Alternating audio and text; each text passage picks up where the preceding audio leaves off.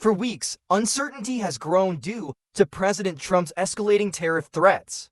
Now he's targeting steel, aluminum, dairy, and lumber, causing chaos and harming workers, businesses, and families on both sides of the border. Ontario Premier Doug Ford has made it clear, until these tariffs are removed permanently, Ontario will not back down. Temporary pauses or exemptions won't suffice. This trade war must end for stability to return. To counter these tariffs, Ontario is implementing a 25% surcharge on electricity exports to Minnesota, Michigan, and New York, affecting 1.5 million American homes and businesses.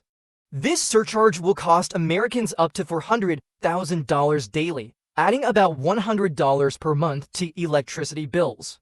Ford warns that if the U.S. escalates, Ontario is prepared to increase the charge or even shut off power completely. Ford stresses that this is not a move against the American people, but a response to Trump's policies.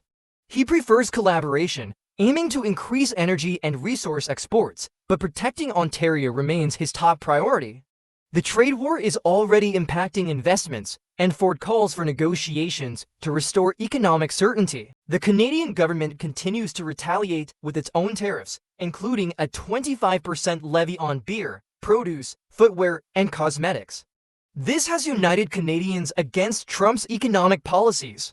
Mark Carney, newly elected leader of Canada's Liberal Party and expected to be the next Prime Minister, vows to maintain retaliatory tariffs until the U.S. shows respect. Ford argues that American consumers will suffer if the U.S. imposes further tariffs, as they rely on Canadian resources like aluminum, nickel, and crude oil.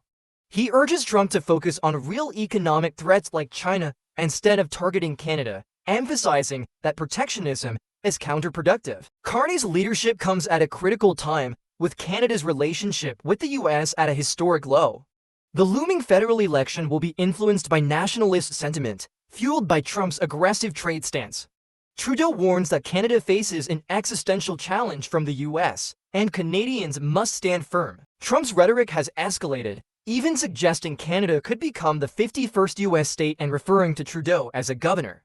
Reports indicate that in a February phone call, Trump questioned the 1908 border treaty and shared water resources, further alarming Canadian leaders. Canadians take these threats seriously, seeing them as more than political rhetoric.